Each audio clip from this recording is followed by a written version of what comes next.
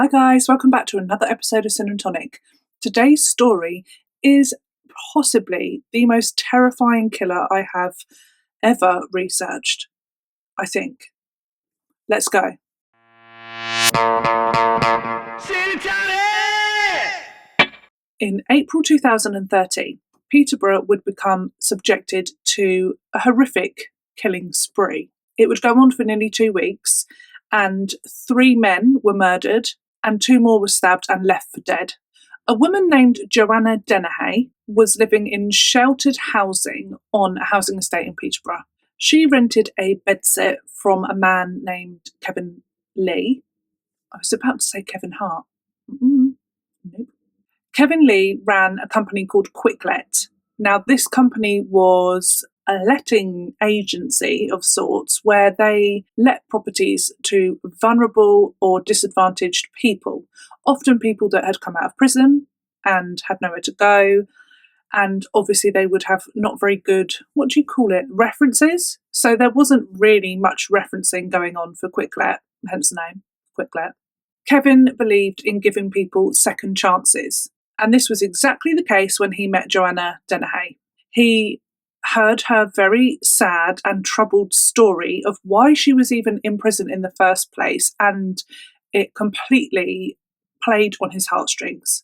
She said that she had been raped by her own father as a child, and that after years and years of abuse, she eventually murdered her own dad.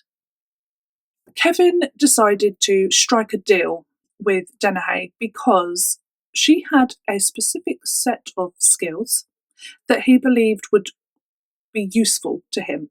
So, as you can imagine, renting out properties and bedsits and rooms to vulnerable and disadvantaged people comes with its own problems.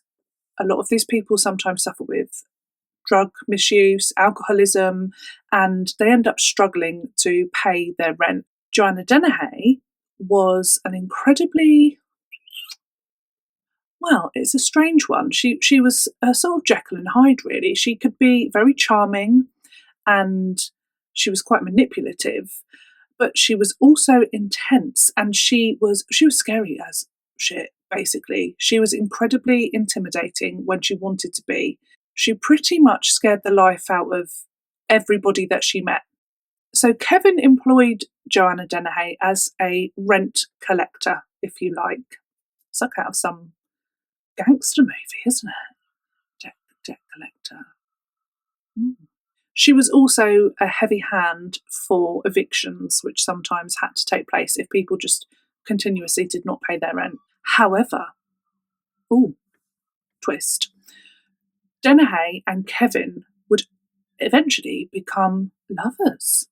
Now, this is despite Kevin being a married man with 2 children, so a bit naughty. As the story continues, you will come to realise that what Joanna wants, Joanna gets. And when I said she could be manipulative, it's another level. I can't really put it into words. It's witchcraft. That is all I can think of. She could put men under a spell. Because let's be real, I'll share some pictures. She's not the fittiest of fitties, but she had a way with men. Also, as we move on through the story, you will understand why I'm even terrified that I even said that, because she scares me and she's in freaking prison. Yeah, the research was terrifying. Not only did Kevin give her free bedsit for, payment for becoming his debt collector heavy hand, he also gave her access to other properties of his, so she could just kind of like stay where she wanted to. He had quite a lot of properties, so that was happening. And he also gave her money as well, and he gave her quite a large amount of money. He gave her enough money to buy her own car, for example. I don't think he was short a bob or two, but he was being very, very generous with Joanna Dennehy. And I really don't think he realised what he was getting himself in for. At the time of our story, Joanna is 31 years old. I feel like my voice is really crackly. I think it's the heat. Excuse me, by the way, because we had a heat wave. We had a heat wave. It was the hottest day ever recorded, I think, yesterday in the UK. The hottest day ever recorded and the hottest night. And it felt like hell. And I'm not being frivolous about it either, because there's been, like, people have died, and there have been, like, parts of London have literally, I think there were 9 huge fires in London yesterday, and just like things just setting up. It was so hot. I'm not surprised. It really was. I know I moan about the heat, but yesterday was something else, and it scared me lots. I'm not surprised that people passed away. Let's put it that way, which is really sad. So I'm a bit frazzled. Joanna was born in St Albans in Hertfordshire in 1982, and this always terrifies me, but this is like the least of the terrifyingness. Joanna came from an incredibly normal and loving, normal household. She had a younger sister, and she had mum and dad, and she was quite a clever cat, actually. She was quite smart. She played netball, and she was a happy bean. Her mum said that she was a lovely little girl, and other people did as well, and she was close and loved her family. She wouldn't hurt a fly, literally. There are stories where she wouldn't hurt small insects and things like that. It troubled her. And then she became a teenager, and it just all fell to pot. And that is frightening, isn't it? Especially as a parent of pre-teens. She began experimenting with drugs and alcohol, which I know is normal in your teenage years. Not that I ever did that. She got in with the wrong crowd, and she then sadly became addicted to drugs and alcohol. She started to shoplift to fund her habits. All of her friends in school would agree that she was incredibly manipulative, and that's a theme that runs all the way through.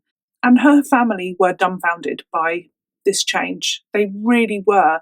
They couldn't believe that she had gone from this kind, sweet, loving child into this horrific teenager. Her parents and her teachers tried to intervene and change the path that she was going down, to no avail. The harder that they tried to enforce boundaries, the harder she pushed back. And again, another theme that is strong throughout her story is that she would not be told what to do. She demanded power and control. At just 14 years old, she ended up running away with a 20, was he 20? Sorry, I had to check my notes because I thought he was 22 for a second. He was 20. She ran away at 14 with a 20-year-old called John Trainer. After a difficult start, because they were homeless for about a year, they literally just ran away, no plan. They ended up having 2 children together. She would go out and drink and party and take drugs all night and leave her children with John. She was cheating on John. She would beat John. So, this is just a really terrible situation. Despite a very stable and loving foundation in her childhood, things were just going terribly wrong. She was well known to the police. Her behaviour was erratic. It was violent. It was terrible. She was a law unto herself. She would be in and out of prison.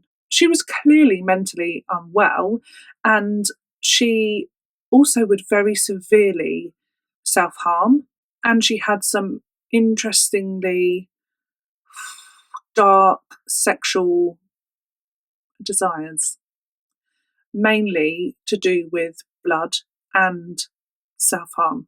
In 2009, John would leave Joanna. He took their 2 children and he left. She threatened him with a knife, and he really feared for the safety of his kids.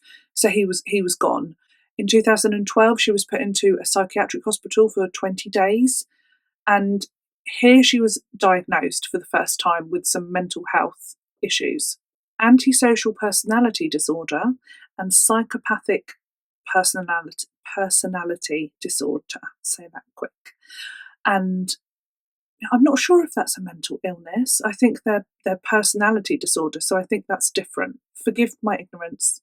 However, they did also note some strong psychopathic traits: lack of empathy, never thought about the consequences of her actions, an overwhelming need to dominate people. Also, they noted that she was a pathological liar. The story that she told Kevin about her father raping her in her childhood and then her murdering her father, for example, was a lie. She would then go in and out of prison for varying crimes, and then this brings us to 2013 when she ends up living in Kevin Lee's bedsit. Oh, that's nice and cool. Oh! So, in 2013, Dennehy is basically terrorising the estate that she lives on. Power has gone to her head. And at this time, she meets a fella called Lucas Slaveski. He was originally from Poland and he'd moved to the UK in 2005. Sadly, Lucas had become addicted to drugs and alcohol, and he was bouncing around from hostel to hostel. And it's believed that he met Dennehy in a soup kitchen, so he would go there quite frequently, and that's where they met. And they exchanged numbers, and it is said that he was whipped up in her whirlwind, and he just fell head over heels in love. Lucas became totally besotted with her very quickly. And this, like, she thrives on this. Love me, power, control. They begin talking via text message, and Dennehy makes him believe that they're in a relationship within days, and very manipulative and persuasive. She entraps him, basically. She's like a black widow. She's like a black witch. Again, scared. On the 19th of March 2013, Lucas went to visit Dennehy in a property. Like I said, she had access to all these different properties because Kevin was under the spell. It's thought that she lured him there with promise of sexual favours. And when he got to the property, they started to drink heavily. This ended so badly for Lucas, because at some point, Joanna took out a knife and she stabbed him in the chest very, very hard. And this killed him like almost instantly. Can we just take a minute? We've gone from like this, I want to say petty criminal, because her crimes were mainly shoplifting and things like that. She was violent. She was a violent person. She was very intimidating, very angry. And it feels like when you look back, she was just this volcano waiting to erupt, but no one could really, like this is often the case, isn't it? Like no one seems to be able to stop this happening. So, hindsight is such a bitch. She then has escalated to murdering somebody on what seems like a pure whim. She's only known him a couple of days as well, like not long. And so it wasn't like a crime of passion. It was like she fancied it. Knowing that she had to now get rid of his body, she enlisted the help of a friend. He was called Gary Stretch. He's known as Stretch. That's his nickname. He was 7'2". He's a big man. And again, can you guess? He was besotted with Dennehy. He loved her. He would have done anything for her. She had him wrapped around that little pinky tight. He was her minion.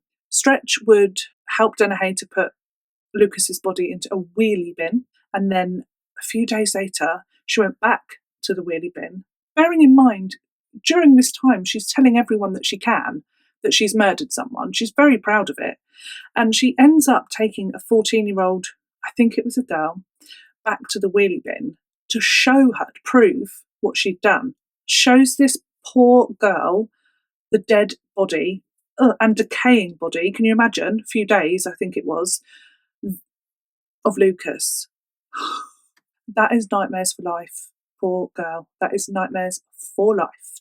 And I don't think she reported it. I think she was absolutely terrified. And I'm too scared to even really talk about her on camera, so I don't blame her. When she showed this poor girl the body, she realised that it stank and that it was, they had to get rid of the body, like a bit better than in a wheelie bin. So that's what they did. So Stretch went and took the body to a a ditch, effectively, about 10 miles away. And I think this case is also known as the Peterborough ditch murders because of the dump sites. Spoiler alert, there's more to come. Lucas didn't have any local family or friends, so sadly he just was not reported missing. Horrifyingly, the murder of Lucas had just unleashed the beast in Dennehy. It really had. It had ignited something that was probably there for a long time, and she wanted more. It had filled her with confidence, conviction, a certainty that this is what she wanted to do, and a thirst for death. It would only be a week later that she would kill again. 56-year-old Falkland veteran John Chapman had fallen on hard times and become an alcoholic and a drug user, and he was living in the same building as Dennehy. He was incredibly kind, very lovely, wouldn't say boo to a goose, and he was looked out for by the neighbours because everyone just thought he was so lovely, so they all sort of cared for him a bit. And he was terrified of Dennehy, really, really scared. He told his neighbours that she had threatened to get rid of him any way that she could. I didn't like this bit. Sadly, on the 29th of March, Dennehy attacked a sleeping John Chapman.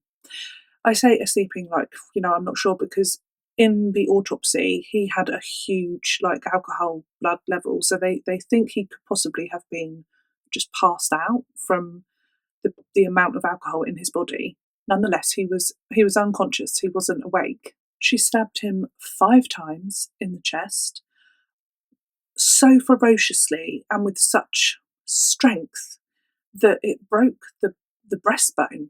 It also punctured his heart, and she also stabbed him in his neck as well, and that severed the carotid artery. I believe that wound, or the heart wound, would have killed him really quickly. So her aggression and her brutality is just going to another level. I don't like the tonic in my gin, but I'm pushing through. I think I had it before and I said I didn't like it. What an idiot. But it was the only one in the fridge. It's mint, garden mint and apple. But it just tastes like nettles. Later on, that very day, that same day, after horrifically murdering John Chapman, the kind, sweet, innocent John Chapman, later that day, she would strike again. She asks her lover, Kevin Lee, to come round and see her. She lures Kevin to the same house that she had murdered Lucas in 10 days before. She had lured him there with the pretense of sexual relations. And when he arrived, Kevin had bought her a present. He had bought her a black sequin dress, and he was there for a good time. They start getting, I was going to say jiggy with it, but what? They start having fun. And then she pulls out a knife and she stabs him 5 times, again, like John Chapman, in the chest. This pierced both lungs and his heart. He had a lot of defensive wounds on his arms, so he did put up a fight, but 1 or 2 of those stab wounds would have killed him pretty much instantly. So once she had delivered those blows, he would have been dead. And again, she gets on the blower. Gary! Trusty sidekick. Gary brings a friend called Leslie Layton, because now they have 2 bodies to dispose of. They have John Chapman and they have Kevin Lee. I went to call him Kevin Hart again, so if I have called him Kevin Hart, I apologise. What is wrong with me? John's body was taken to the same location as Lucas's body, the original ditch, about 10 miles away. But, and I don't know why. I wonder if they know why. I didn't look it up. Silly me. But Kevin's body was not taken to that place. It was taken 10 miles the opposite way to another location. And this is when Dennehy would dress Kevin's body in the black sequin dress that he had bought her, and his body was left in a revealing position, like sexual almost. Well, sexual. So like on all fours with his derriere in the air and face down and in this black sequin dress. And she really enjoyed the humiliation and the control and the power that this gave her. Back at home, Kevin's wife was worried because she'd noticed a change in his behaviour over the last few months, and probably the affair that he was having. And also, he had been worried. He had mentioned Joanna Dennehy to his wife, and he'd told her about her terrible story and the fact that she'd murdered her own father, which to Kevin's wife was like a bit of a red flag. And he'd also said that a couple of days previously, she had mentioned to him that she wanted to kill again. And this had obviously freaked him out a bit, and he'd spoken to his wife about it. I mean, if you're having an affair, you would not want to be chatting about this woman to your wife in any way. You'd probably just be like, well, don't mention her name. But no, he mentioned this to his wife. So it was a worry, it was a concern. He must have been a bit triggered about the behaviour. Kevin's wife would contact his business partner, and they would go out looking for Kevin, and eventually they did report him missing to the police as well. They found a property that piqued her interest. I think at one point it had the light turned off earlier in the day, and then it had the light turned on, and it was empty. So she asked the police to break in, which they did, and they found that the place reeked of bleach, and there was a small amount of blood on the floor. Sadly, the next day, Kevin's body was discovered, and an investigation would then begin. Not too far from where his body was found, they found Kevin's car, and it had been burnt to a crisp. Quickly, Joanna Dennehy became a person of interest because the wife, obviously Kevin's wife, spoke to the police and told them about this crazy lady.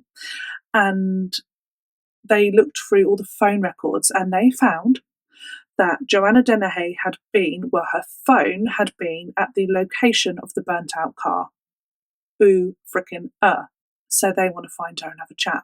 But when they go to find her at her bedsit, she is gone. Before long, Leslie Layton, he was Kevin Stretch's friend, acquaintance, that helped get rid of the bodies of John and Kevin. He was quite quickly linked in to the whole thing, probably through phone records again, and he cracked like a nut. He said about the bodies, and he even had a photo on his phone of John Chapman's body on the bed. Why?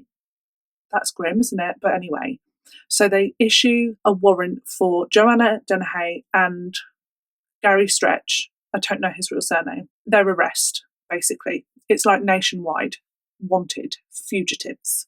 On the run, Joanna Dennehy is in her element. She is living her best life, loving it. You know, often like serial killers and people like that, they just thrive on it, don't they? On the chase and the drama and they're proud, and they want to, when they get caught, they're just like, oh, go on then, I'll tell you everything. And sometimes they just don't shut up. It's something else, isn't it? It's fascinating. On their journeys, they're spotted at a garage. Well, she robs a garage. Gary stops the car. Out she pops, robs the place, jumps back in. But this was quite early on in their journey, I believe, and that was caught on CCTV. So the police, it's a bit like cat and mouse. The police are a little bit behind. So it takes them a minute to work out, to find CCTV footage and work out where they've been and where they're going and what they've done. So they're on the back foot. They're only in the car that Kevin bloody bought for her as well, salting the wound. They did what they knew best. They burgled places, they burgled houses. I think they burgled some electrical shop or whatever. And then they were sort of heading on. Gary knew some people, and he was like, oh, I'll be able to flog the goods. So they were heading to Hereford to sell all of these stolen things. Gary remembered an acquaintance that he'd met in prison, somebody called Mark Lloyd. Now, at this point in his life, Mark Lloyd is on the straight and narrow, and then Gary knocks on the door with Joanna in tow. What a day for Mark it would become. So Gary says, like, I need your help to sell these stolen electrical goods. And apparently, this is something that Mark Lloyd would have been good for in the past. And I think he tried to sort of protest, like, nah, don't do that anymore. And then Joanna pulled out a knife and started to recount the stories of the three men that she had just murdered. She said she wouldn't hesitate to do it again. Mark Lloyd would get into the car with the couple, and he said that Joanna was she was like the scariest person he'd ever met. You know, he was terrified of her. And I think from like the vibes from how she's described, I've not met her. She's so unpredictable and what's that word? You know, when you meet someone and you just think, just somebody that would just do anything. Yeah. He said that she was in the front of the car, she was sinking whiskey, just downing it and making him drink it as well. Like in the end, he drank half a bottle of whiskey, and so did she. And the whole time she was just playing with her knife. He said she was like more and more agitated and like hyper as the journey went on, and he was scared. And then they stopped because she wanted cigarettes, and she made him get. They had no money, so like Mark on you. So they couldn't just let him out of the car because I think she sort of knew that he was going to peg it. So there's this CCTV footage of her and Mark in this shop, and it looks like they're a couple. She's sort of hugging him. Ugh, he must have been like, whoa. But really, she's got a knife to his back. Can you believe? And he was terrified. She was like, you're not going anywhere. And then he bought her these cigarettes, and then off they go again, back in the car. Oh, they head into Hereford to sell the stolen goods. That's what they're there to do. But it has now been 4 days since Dennehy has killed somebody, and she's ready for more. She would go on to describe killing as Moorish. She spots a man walking his dog. This is at 3 p.m. in the afternoon, so just, broad daylight. He is 63-year-old Robin Baressa, and he's a retired fireman. She instructs Gary to pull over, and he does. She hops out. She approaches Robin from behind. She then stabs Robin over and over and over again in the back until he falls to the ground. She even says, I'm going to kill you. She then calmly walks away and back to the car. Luckily, a member of the public found Robin quite quickly after the attack and called an ambulance, and he was taken to hospital, and this saved his life. The sheer quickness of intervention saved his life, thank God. And her stabbing is so like the strength that she puts behind it, because it shattered his like shoulder blade. I feel incredibly sorry for Mark because he was in the car watching this. You're not expecting it. That's not something that he probably even thought she was going to do. Possibly mug him? I don't know. But to stab someone to death, which is what it would have looked like. She had a knife and she just went over and over and over again. And he thought that she was murdering somebody in front of his very eyes. And he tried to exit the car. He tried to exit the car to go and help, which probably would have got him killed. And Gary locked the car. No, you've got to let her do her thing, was like his sort of like approach to it. I mean, come on. When she's in the car, she turns to Gary and says that she wants to do it again. Can he go and find her somebody else? And he obliges. Like I said, witchcraft. In all seriousness, I do believe that she's using vulnerable men. Most of the men that she entraps in her spell are drug addicts, alcoholics, people that have just come out of prison, people that are down on their luck, and she makes them feel special. I don't know about Kevin, but definitely the others. 10 minutes later, she comes across another man and his dog. And this is 56-year-old John Rogers. Same thing.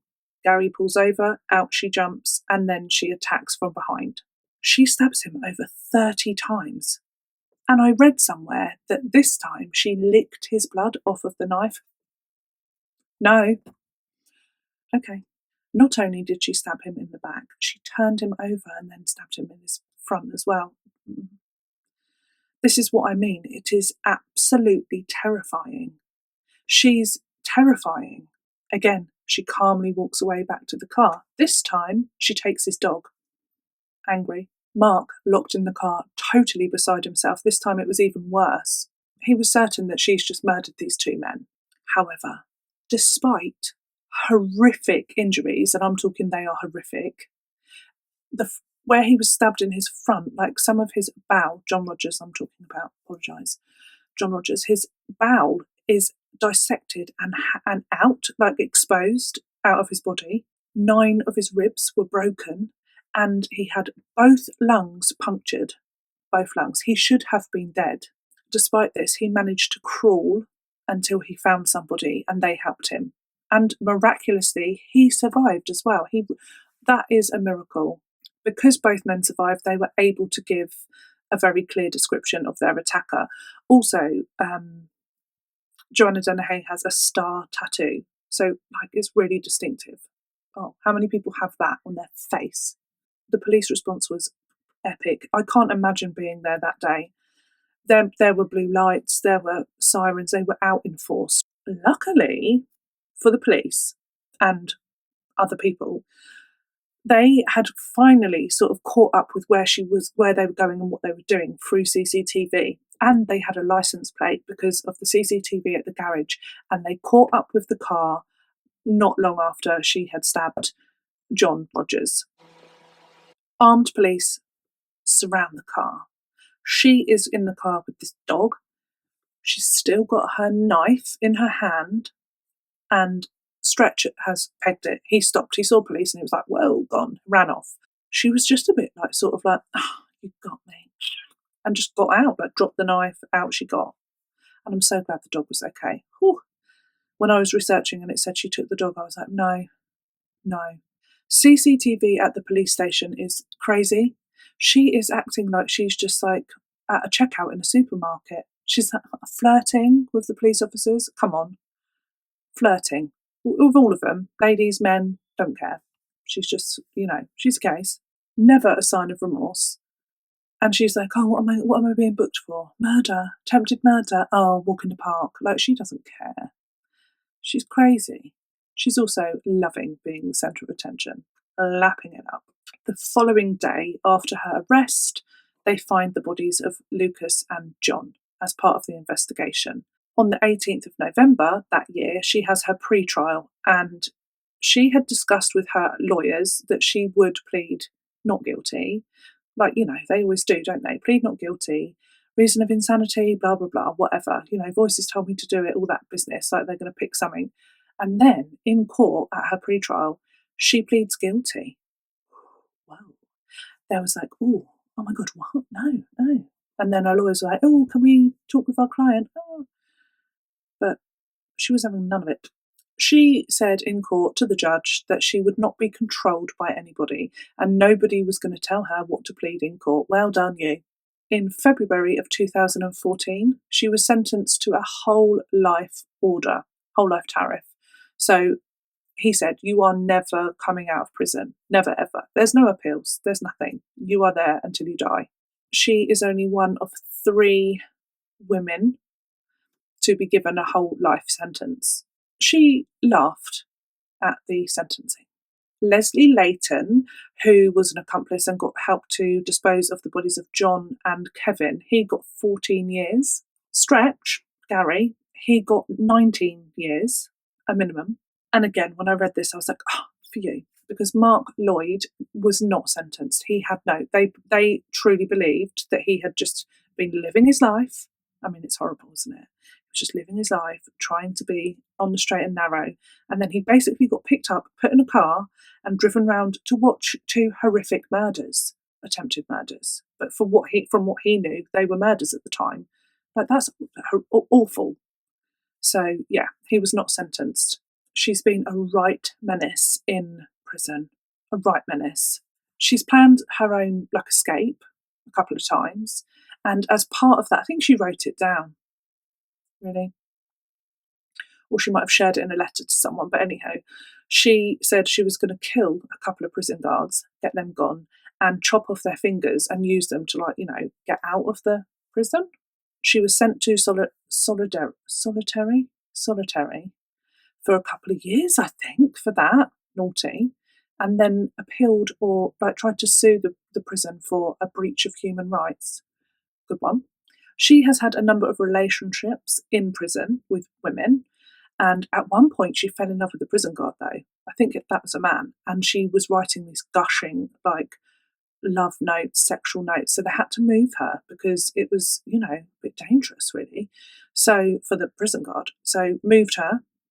And then, she, even in prison, she's just men or women, they're all lapping it up, aren't they? They're just witchcraft. Her latest girlfriend is Hayley Palmer. They met in prison, but Hayley was released in 2021, and they plan to marry or try and find a way to marry in prison. She really is terrifying. People that have met her and interviewed her in prison have said that it's almost inevitable that she will, in her life, in prison, kill again. That is frightening, isn't it? Oh, wouldn't you just, her prison guards in that prison? Whoa, that's scary. As is the case with all of these cases, it is often there's just so much destruction left behind, so much pain. And that is all I have for you on today's case. I do apologise that I'm not going to sit up here and have a super duper chat today because 2 reasons. We had a heat wave and I haven't cooled down, and I'm literally sweating out of my head. I need to put my feet into an ice bucket. And number 2, my eldest left primary school. Today was his last day.